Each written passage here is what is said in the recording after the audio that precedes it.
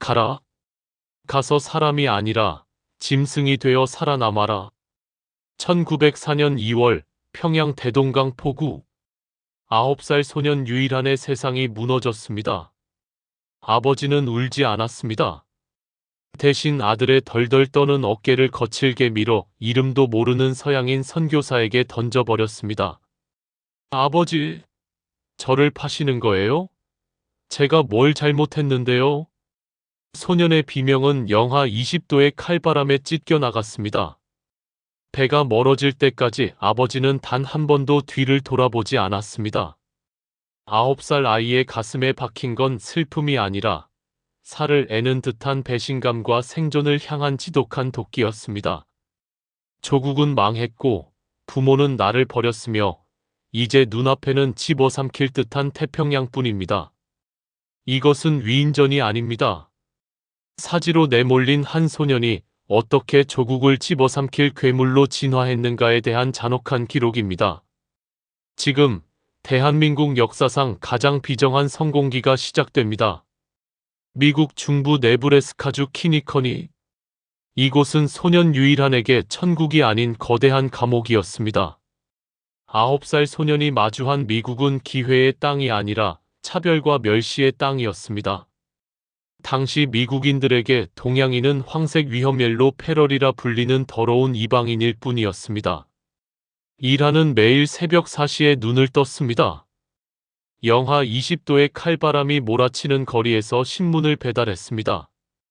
얇은 외투 사이로 파고드는 추위보다 더 아팠던 건 신문을 받아든 백인 아이들이 던지는 칭챙총이라는 비하 발언과 등 뒤로 날아오는 돌멩이였습니다.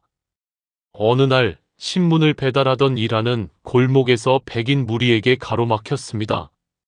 그들은 일한의 신문 가방을 빼서 진흙탕에 던지고 소년의 얼굴에 침을 뱉었습니다.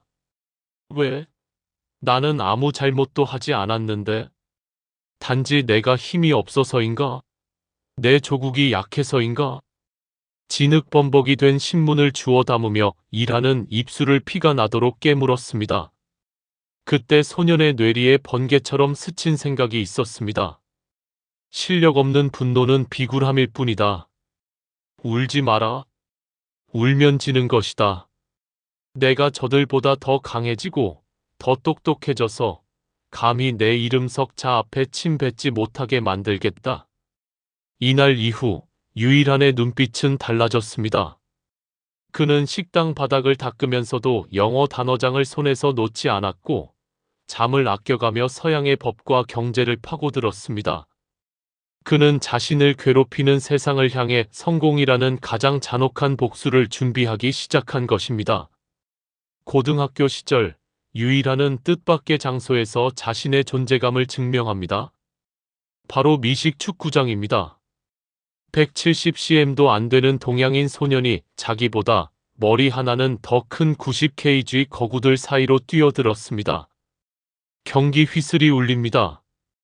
쿵, 쿵, 땅이 울리는 소리와 함께 거구들이 일한을 향해 달려듭니다. 그는 수없이 바닥에 맺혀졌습니다. 갈비뼈가 휘어지는 고통, 입안에서 터진 비릿한 혈흔. 하지만 그는 쓰러질 때마다 오뚜기처럼 일어났습니다. 저 흑발의 악마를 막아. 왜 쓰러지지 않는 거야? 상대팀 선수의 비명 섞인 외침이 들립니다. 일하는 보았습니다. 거구들의 틈새, 0.1초의 틈을. 그는 룰을 어기지 않았습니다. 반칙을 쓰지도 않았습니다. 오직 지독한 훈련으로 다져진 민첩함과 상대의 허를 찌르는 전략으로 수비진을 돌파했습니다. 마침내 최종 라인을 통과해 터치다운을 성공시킨 순간 경기장은 정적에 휩싸였다가 이내 폭발적인 함성으로 가득 찼습니다. 어제까지 그에게 침을 뱉던 동급생들이 그의 이름을 연호했습니다. 유유, 유유. 이때 일하는 훗날 유한양행 경영의 근간이 되는 전율 돋는 진리를 깨닫습니다. 세상은 정당한 규칙 안에서 상대를 압도하는 자에게만 고개를 숙인다. 비겁한 변칙이 아니라 압도적인 실력으로 룰을 지배하라. 그것이 이방인이 이 땅에서 그리고 이 세계에서 주인으로 대접받는 유일한 길이다. 미시간 대학교를 졸업한 유이라는 이제 더 이상 신문 배달 소년이 아니었습니다. 그는 동급생 월리스 스미스와 함께 라초이라 초이 식품 회사를 설립합니다. 미국인들이 생소해하던 숙주나무를 통조림으로 만들어 파는 혁신적인 아이템이었습니다. 그는 단순히 물건을 팔지 않았습니다.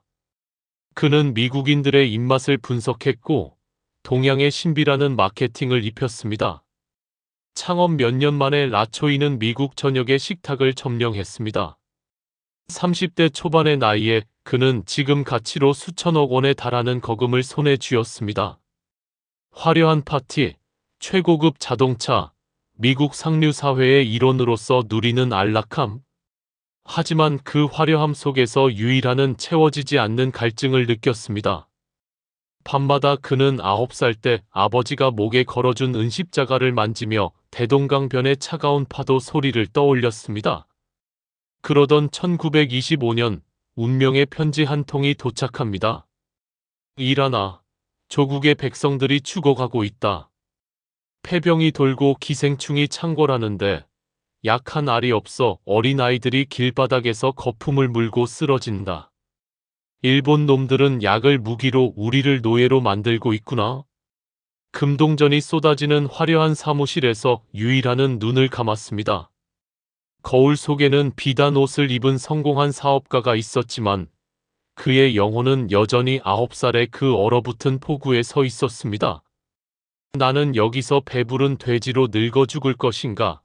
아니면 나를 버렸던 조국을 위해 내 목숨과 재산을 던질 것인가? 유일하는 주저하지 않았습니다. 그는 라초이의 모든 지분을 정리했습니다. 주변의 만류는 거셌습니다. 미쳤어? 이제 막 성공했는데 그 지옥 같은 식민지로 돌아가겠다고? 유일하는 단호하게 답했습니다. 성공한 이방인으로 사는 것은 나 개인의 영광일 뿐이지만 멸망한 조국을 살리는 것은 내 존재의 이유다. 나는 이제 장사꾼 유일한을 죽이고 조국의 의사로 다시 태어나러 간다. 1926년 귀국하는 배에 오른 그의 손에는 수백만 달러의 현금이 아닌 미국 전역에서 공수한 최고급 의약품 샘플과 제조법이 담긴 비밀 수첩이 들려 있었습니다. 그는 알고 있었습니다. 자신이 돌아가는 길은 꽃길이 아니라 일본의 총칼이 기다리는 가시밭길이라는 것을. 하지만 배의 갑판에 선 그의 눈은 그 어느 때보다 번뜩였습니다. 기다려라 경성. 내가 당신들의 고름을 닦아내고 일본이 세운 그 가짜들의 성벽을 무너뜨려 주마. 자신을 버린 조국을 향해 전 재산을 들고 뛰어든 남자.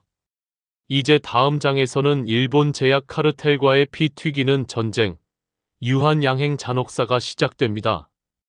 조선 놈들이 먹는 건 약이 아니다.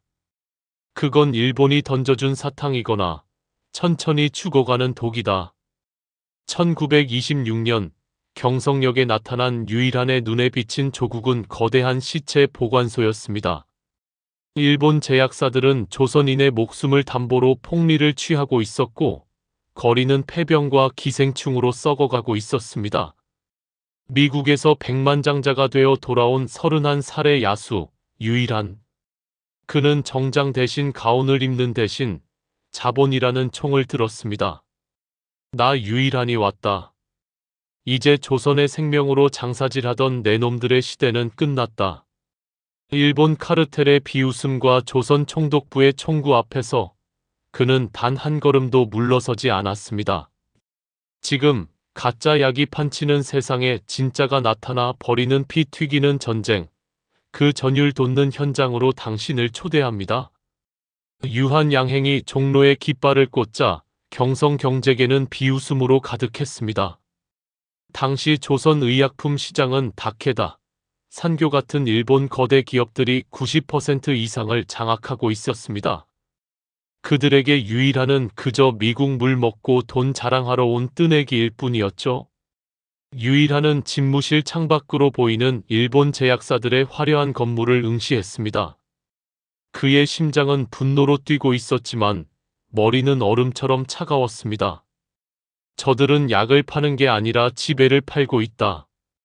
조선인들이 아플수록 저들의 금고는 채워지고 조국의 기력은 쇠한다. 장사꾼의 논리로는 저들을 이길 수 없다. 이건 전쟁이다. 그는 일본사들의 방해로 원료 공급이 막히자 미국과 독일의 인맥을 총동원해 직접 루트를 뚫었습니다. 그리고 가격을 파격적으로 낮췄습니다. 이윤이 나지 않아도 좋다. 일단 우리 동포들이 일본의 독에서 벗어나게 하는 게 최우선이다. 유일한의 공격적인 행보에 당황한 일본 카르텔은 비열한 수를 쓰기 시작합니다. 바로 가짜 약 유언비어였습니다. 어느 날 아침 경성 전역에 흉흉한 소문이 돌았습니다. 유한양행 약을 먹고 아이가 죽었다. 미국 첩자들이 조선인을 마루타로 쓰고 있다. 팩트 하나 없는 악의적인 루머였지만 공포는 불길처럼 번졌습니다. 창고에는 팔리지 않은 약 상자가 쌓였고 직원들은 겁에 질려 사표를 던졌습니다. 유일한은 책상을 내리치지 않았습니다. 대신 그는 경성에서 가장 비싼 신문지면을 통째로 샀습니다. 그리고 신문 일면에 자신의 증명사진을 크게 박고 그 아래에 피 맺힌 선언문을 실었습니다. 나 유일한의 얼굴을 기억하라. 우리 약을 먹고 단 한 명이라도 잘못된다면 이 지면에 실린 내 목숨을 가져가라. 나는 도망치지 않는다. 하지만 우리 약이 효과가 있다면 당신들은 일본의 기만적인 독을 버리고 조선의 생명을 선택하라. 자신의 생명을 담보로 건 도박. 경성은 발칵 뒤집혔습니다. 사람들은 그의 광기 어린 진심에 동요하기 시작했습니다. 그는 거기서 멈추지 않았습니다. 직접 약 상자를 짊어지고 전국을 돌았습니다. 한 번은 경기도 어느 고개에서 잠복 중이던 일본 순사들이 유일한의 길을 막아섰습니다. 이봐, 미국 첩자. 이 상자 안에 든 게 폭탄이지? 조사할 게 있으니 서장실로 가자. 순사는 총구를 유일한의 턱 끝에 들이밀었습니다. 유일한은 눈 하나 깜짝하지 않았습니다. 오히려 총구를 제 손으로 붙잡아 자신의 가슴팍에 갖다 댔습니다. 쏴라. 내 몸에 흐르는 피는 조선의 것이지만 내 머리에 든 지식과 기술은 전 세계의 것이다. 너희가 이 총알 한 발로 내 지식과 의지까지 막을 수 있을 것 같으냐? 이 약은 내 피로 만든 것이다. 나를 죽이고 이 약을 뺏어 가보아라. 조선의 민심이 너희를 어떻게 심판하는지. 그 서슬퍼런 기백, 죽음을 두려워하지 않는 야수의 눈빛에 압도당한 순사는 뒷걸음질 치며 총을 내렸습니다. 이 일화는 총구 앞에서도 당당했던 유일한이라는 이름으로 경성 전역에 전설처럼 퍼져나갔습니다. 1933년 유일한은 비장의 무기를 꺼냅니다. 바로 안티프라민이었습니다. 당시 조선의 가난한 백성들은 상처가 나도 된장을 바르거나 부적을 붙이는 게 고작이었습니다. 약은 너무 비쌌고 병원은 멀었습니다. 유일한은 아내 호미리 여사와 밤을 지새우며 연구했습니다.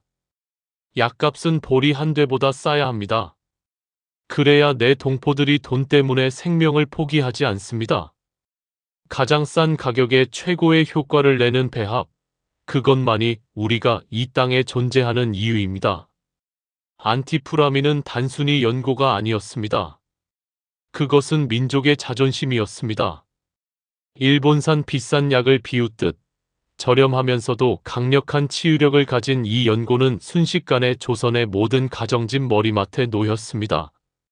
아이가 넘어졌을 때, 아버지가 허리를 삐끗했을 때, 어머니가 부엌에서 데었을 때 조선인들은 이제 일본 순사의 눈치를 보지 않고 유한양행의 버드나무 로고를 찾았습니다. 유일한은 이윤을 남기는 대신 민심의 성벽을 쌓았습니다. 일본 기업들이 자본으로 조선을 억누를 때 유일한은 그들의 상처를 치료하며 보이지 않는 독립의 기지를 건설한 것입니다. 결국 일본 제약 카르텔은 무릎을 꿇었습니다. 유한양행의 점유율이 솟구치자 그들은 협상을 제안해왔지만 유일한은 단칼에 거절했습니다. 당신들과 나눌 이유는 없다. 나는 오직 내 민족의 건강하고만 거래한다. 총칼보다 무서운 건 정직한 실력이었고 돈보다 강한 건 사람을 향한 진심이었습니다. 경성의 야수 유일한은 그렇게 경제 독립의 선봉에 섰습니다. 하지만 승리의 기쁨도 잠시, 일제의 탄압은 더 지독해졌고 이제 그는 기업가라는 가면을 벗고 진짜 전사로 변신해야 할 운명에 처합니다. 이봐, 유영감. 자네가 여기서 죽으면 우리만 곤란해. 돈 자랑은 경성 가서 하고 낙하산 타다 허리 부러지기 전에 당장 내 나라로 꺼져. 1945년 1월 미국 캘리포니아의 살인적인 폭염이 쏟아지는 OSS 비밀 훈련소. 20대 새파란 미군 교관이 50살의 동양인 노신사에게 침을 뱉으며 소리쳤습니다. 하지만 그 노신사는 흐트러짐 하나 없이 20kg 군장을 고쳐맸습니다. 그의 눈에는 백만장자 회장의 온화함 대신 사냥감을 노리는 늙은 호랑이의 살기만이 가득했습니다. 사람들은 그가 일제의 탄압이 무서워 미국으로 도망친 줄 알았습니다. 하지만 그는 스스로 지옥의 문을 열고 들어갔습니다. 암호명 A. 대한민국 역사상 가장 부유했던 스파이.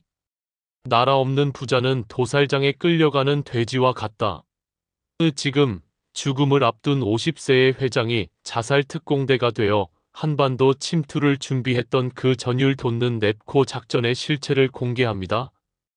1942년 태평양 전쟁의 포화가 전 세계를 덮쳤을 때 유일한은 선택의 기로에 섰습니다. 그는 이미 미국과 조선을 오가는 거대 기업의 수장이었고 미국에는 그를 지켜줄 막대한 재산과 저택이 있었습니다. 하지만 그는 밤마다 잠을 이룰 수 없었습니다. 경성의 거리에서 자신이 만든 약을 먹으며 버티던 동포들이 일본의 총칼 아래 짐승처럼 끌려가는 환청이 들렸기 때문입니다. 내 기업? 내 재산? 조국이 사라진 마당에 이 모든 것은 일본 놈들이 언제든 뺏어갈 수 있는 가짜 유산일 뿐이다. 그는 결단했습니다. 그는 아내와 자식들에게 단 한마디 상의도 없이 미국 전략정보처 OSS의 문을 두드렸습니다. 당시 그의 나이 50살. 지금으로 치면 60을 넘긴 고령의 나이에 그는 자원 입대했습니다. 그가 투입된 작전명은 넵코엔 APKO. 일본 본토와 한반도에 침투해 주요 인사를 암살하고 시설을 폭파하는 생존율 1% 미만의 자살 작전이었습니다. 캘리포니아 카탈리나 섬의 훈련소는 인간의 한계를 시험하는 곳이었습니다. 유일한은 그곳에서 이름도 신분도 지웠습니다. 오직 암호명어로 불리며 20대 청년들과 똑같은 지옥 훈련을 견뎠습니다. 영하의 바닷물 속을 수킬로미터 헤엄치고 가파른 절벽을 맨손으로 기어 올랐습니다. 교관들은 집요하게 그를 괴롭혔습니다. 유영감, 자네 아들이 자네보다 체력이 좋겠어? 여기서 낙하산 펴다가 심장마비 오면 누가 책임지나? 지금이라도 기부금이나 내고 나가서 스테이크나 썰어. 유일한은 대답 대신 입술을 깨물고 다시 달렸습니다. 40도가 넘는 사막의 모래바람을 들이마시며 그는 생각했습니다. 9살 때 자신을 태평양에 버렸던 아버지의 그 비정한 눈빛을 말입니다. 이제야 알 것 같았습니다. 아버지는 나를 버린 것이 아니라 이 모진 세상에서 홀로 살아남을 수 있는 도끼를 심어주었던 것임을. 그는 독방에 갇혀 며칠을 굶으며 고문을 견디는 훈련도 자원했습니다.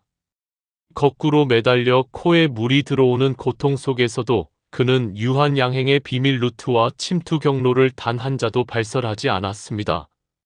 동료 대원이었던 젊은 투사들이 어느 날 밤 훈련장 구석에서 멍든 다리를 문지르던 유일한에게 물었습니다. 회장님, 당신은 이미 모든 걸 가졌지 않습니까? 미국에서 남은 생을 즐기면 그만인데 왜 굳이 이 죽음의 구덩이에 발을 들이셨습니까? 실패하면 당신이 일군 기업도 가족도 끝장입니다. 유일한은 어둠 속에서 번뜩이는 눈으로 대원들을 보며 낮게 은졸였습니다. 자네들은 돈이 목숨보다 소중한가? 나라 없는 부자는 도살장에 끌려가는 돼지와 같네. 내 기업이 아무리 커도 조국이 감옥이라면 그건 창살 없는 감방일 뿐이야. 나는 내 자식들에게 수천억의 주식을 넘겨주는 무능한 아버지가 되기 싫네. 나는 그들에게 자유로운 땅이라는 단 하나의 유산을 남기기 위해 여기 왔네. 내 손으로 일본 총독부의 심장을 쏘지 못한다면 나는 죽어서도 눈을 감지 못할 것이야. 그의 계획은 치밀했습니다. 유한 양행의 무역선에 폭약과 무기를 싣고 서해안으로 침투하는 것. 그는 이미 경성 시내의 모든 골목과 일본군 주둔지를 머릿속에 통째로 그려놓았습니다.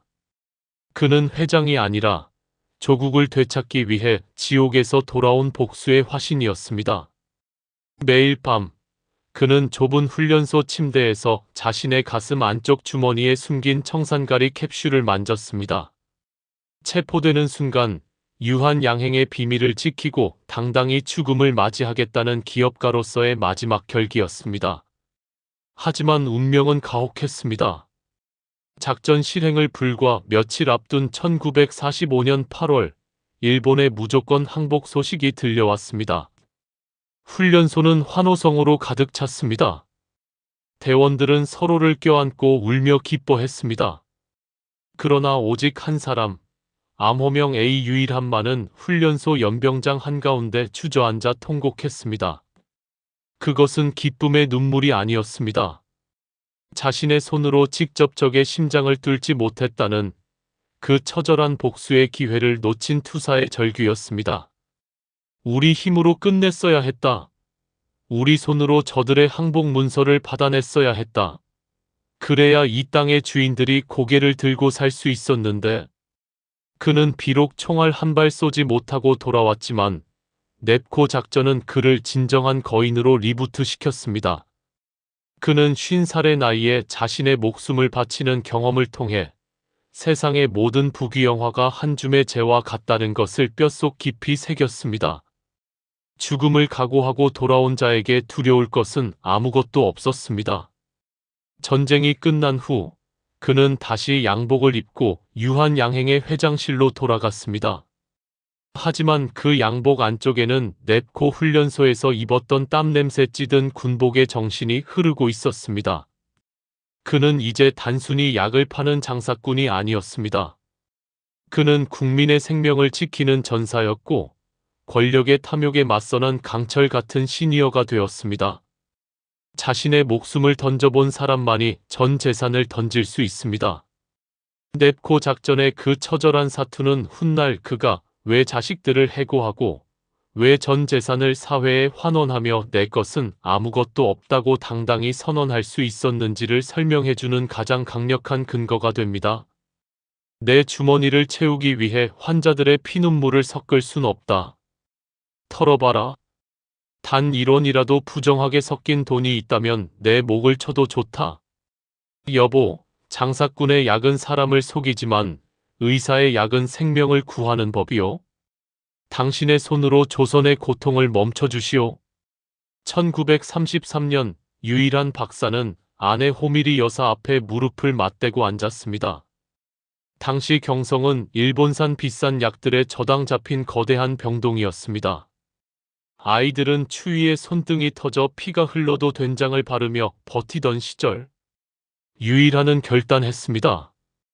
보리 한 대 값으로 전 국민의 상처를 덮겠다. 하지만 이 기적을 실제로 빚어낸 건 남편의 야심이 아닌 아내 호미리의 지독한 집념이었습니다. 의사였던 그녀는 스스로를 연구실에 가두었습니다. 멘톨, 캄파, 살리실산 메틸, 최신 성분들을 조선인의 피부에 맞게 배합하기 위해 그녀가 택한 실험 대상은 바로 자신의 몸이었습니다. 호미리 여사는 자신의 팔에 일부러 상처를 내고 시험 제작한 연고를 발라가며 독성을 테스트했습니다. 붉게 부어오른 아내의 팔을 보며 유일한은 전율했습니다. 이것은 단순한 상품 개발이 아니었습니다. 타국의 백성을 위해 자신의 살을 깎는 숭고한 제사였습니다. 마침내 탄생한 안티프라민. 유일한은 여기에 천재적인 아이디어를 더합니다. 그를 모르는 엄마들을 위해 약통의 간호사가 아이를 치료하는 그림을 박아 넣은 것입니다. 이름은 몰라도 좋다.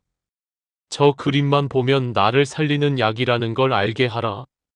60전이라는 파격적인 가격. 일본 제약사들의 방해 공작도 호미리의 완벽한 품질 앞에서는 무력했습니다. 안티프라민은 그렇게 조선의 모든 머리맡을 지키는 민족의 상비약이 되었습니다. 사업가 남편의 해안과 의사 아내의 헌신이 만난 위대한 합작품. 유일한이라는 거목이 흔들림 없이 자랄 수 있었던 건 보이지 않는 곳에서 뿌리가 되어준 호미리 여사가 있었기 때문입니다. 1960년대 말 서슬 퍼런 독재 권력의 칼날이 유한양행의 목을 겨눴습니다. 정치 자금을 상납하라는 요구를 단칼에 거절한 대가는 가혹했습니다. 대한민국 역사상 전무후무한 저인망식 세무조사. 중앙정보부와 국세청이 투입되어 유일한의 모든 숨구멍을 틀어막았습니다. 하지만 수개월의 조사 끝에 조사관이 내뱉은 말은 충격 그 자체였습니다. 이 노인은 인간이 아니다. 장부에 신이 들어앉아 있다. 지금 대한민국에서 가장 거대한 부를 일구고도 죽을 때 구두 한 켤레만 남기고 떠난 남자. 자식들을 해고하고 전 재산을 사회의 품으로 던져버린 거인. 유일한의 마지막 전쟁이 시작됩니다. 전쟁이 끝난 대한민국은 혼란 그 자체였습니다. 폐허 위에 세워진 나라에서 기업들은 권력의 가랑이 사이를 기며 이권을 챙겼고 정치인은 그 대가로 기업의 금고를 열어젖혔습니다. 그것이 당시 성공의 공식이었습니다. 하지만 유일한은 그 공식을 정면으로 거부했습니다. 기업은 사회의 공기다. 국민의 병을 고쳐본 돈을 정치꾼들의 자리를 지키는데 쓸 수는 없다. 그의 이 한마디는 서슬 퍼런 권력의 영린을 건드렸습니다. 곧바로 보복이 시작되었습니다. 당시 네로라 하는 기업들이 세무조사 한 번에 공중분해되던 시절이었습니다. 유한양행 본사에는 수십 명의 조사관이 들이닥쳤습니다. 그들은 유일한의 책상 서랍부터 10년 전의 영수증 한 장까지 샅샅이 뒤졌습니다. 조사관들은 확신했습니다. 제약회사라면 리베이트가 없을 리 없고 이 정도 규모의 기업이라면 반드시 비자금 장부가 있을 것이다. 하지만 날이 갈수록 조사관들의 얼굴은 흑빛으로 변해갔습니다. 단 1원의 오차도 없었습니다. 원료 수입가부터 약값 측정, 심지어 유일한 회장이 개인적으로 쓴 우표 한 장값까지 법인 돈과 철저히 분리되어 기록되어 있었습니다. 지독한 침묵이 흐르던 어느 날 밤, 조사를 지휘하던 세무조사관이 유일한의 집무실 문을 두드렸습니다. 그는 핏발선 눈으로 유일한을 바라보며 자리에 주저앉았습니다. 회장님, 제발 부탁입니다. 조그만 잘못이라도, 아니 서류상의 실수라도 하나만 만들어 주십시오. 위에서는 당신을 무너뜨리지 못하면 우리 목을 치겠다고 합니다. 어떻게 사람이 이럴 수 있습니까? 어떻게 장부에 먼지 하나 없을 수 있단 말입니까? 유일한은 낡은 돋보기를 벗고 허허 웃으며 조사관에게 차 한 잔을 건넸습니다. 여보게, 나는 9살 때 조국에서 버려져 태평양을 건넌 사람이네. 넵코 작전 때는 내 목숨을 조국에 반납할 각오로 독약을 품고 살았지. 죽음을 이미 던져본 늙은이가 무엇이 두려워 더러운 돈을 장부에 섞겠는가? 내 장부는 내 인생이고 내 명예네. 자네가 살기 위해 내 명예를 더럽힐 수는 없지 않은가? 결국 정부는 손을 들었습니다. 조사 보고서에는 탈세 영원이라는 믿기지 않는 숫자가 적혔고 오히려 유일한은 동탑산업 훈장을 받게 됩니다. 권력조차 굴복시키지 못한 정직의 힘. 그것은 대한민국 기업사에서 유일하게 돈이 정신을 이기지 못한 순간이었습니다.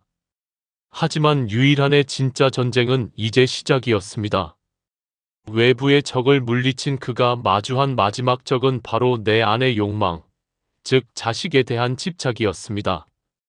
1969년 75세의 유일한은 은퇴를 선언하며 전 국민을 경악하게 할 폭탄 발언을 던집니다. 오늘부로 내 아들과 딸은 유한 양행의 모든 직책에서 해고한다. 친인척이 회사에 있으면 전문 경영인이 소신껏 일할 수 없다. 유한은 유씨 가문의 구멍가게가 아니다. 당시 한국 정서상 이는 폐륜에 가까운 행위였습니다. 평생 아버지를 도와 회사를 키운 아들 일선 씨는 큰 충격에 빠졌습니다. 아버지, 제가 무슨 잘못을 했기에 이렇게까지 하십니까? 아들의 절규에 유일한은 냉정하게 답했습니다. 너는 똑똑한 아이다.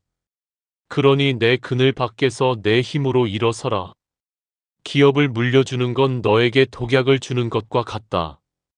나는 내가 재벌가 자제로 썩기보다 한 인간으로서 당당하게 살기를 바란다.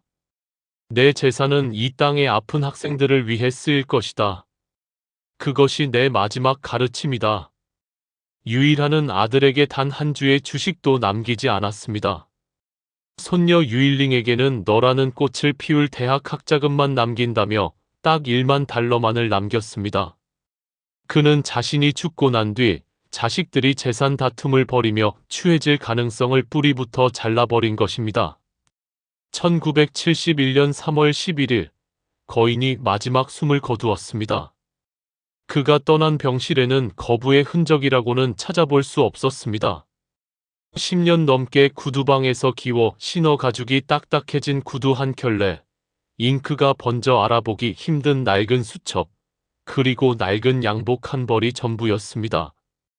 그의 연결식에는 고관대작들보다 그에게 장학금을 받아 공부했던 고학생들과 그의 약으로 목숨을 건진 평범한 시민들이 구름처럼 몰려와 통곡했습니다.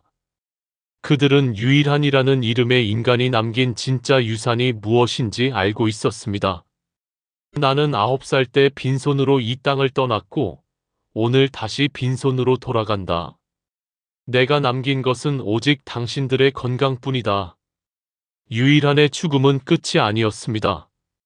그가 남긴 유한재단은 지금도 수많은 인재를 길러내고 있고 유한양행은 전문 경영인 체제의 모범이 되어 대한민국에서 가장 존경받는 기업으로 우뚝 서 있습니다. 시니어 여러분, 유일한 박사의 일생을 함께 따라오면서 우리는 한 인간이 지킬 수 있는 결벽에 가까운 정직함과 그 고결함 끝에서 피어난 위대한 헌신을 목격했습니다. 9살이라는 어린 나이에 낯선 타국에 홀로 던져져 눈물 젖은 빵을 씹어야 했던 고독의 시간, 그리고 50세의 나이에 스스로 자살 특공대가 되어 독약을 품고 사선을 넘나들었던 그 처절한 사투. 그것은 유일한의 인생에서 가장 가혹한 시련이었으나 동시에 그를 대한민국 역사상 가장 단단하고 빛나는 청지기 정신의 상징으로 담금질한 뜨거운 용광로였습니다. 그는 70세가 넘어 대한민국 최고의 기업가라는 명예의 정점에 올랐을 때 자신의 왕국을 자식들에게 물려주어 가문이 영광을 이어갈 수 있는 힘을 가졌습니다. 하지만 그는 그 달콤한 세습의 유혹을 스스로 잘라냈습니다.